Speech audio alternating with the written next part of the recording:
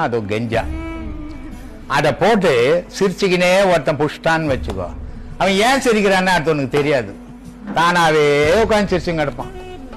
கடவுளை நினைச்சுக்கினே அதை அடிச்சிட்டான்னு வச்சுக்கோ. அவனுக்கு வேற யார் போனாலும் யார் வந்தாலும் அவனை கத்தி எடுத்து வெட்டினா கூட தெரியாது. கடவுள் மட்டும் தான் பார்த்துட்டு இருப்பான். இந்த ஒரு நிலைப்படுத்துற பக்குவம் அந்த கெஞ்சாக்கு உண்டு. இந்த குடி கூட கிடையாது. அதனால கெஞ்சாவை என்ன சொன்னா சிவன் சொத்துடா. அதுனா இமயமலையெல்லாம் போனீங்கன்னா அது அதிகம். அதை அடிச்சுட்டு அப்படியே உட்காந்துப்பா. தாடி போச்சோ மண்ணு போச்சோ கடவுள் வந்தா யார் போனா பக்கத்துல யார் வந்தா தெரியாது. அந்த நினைவு இறைவனும்.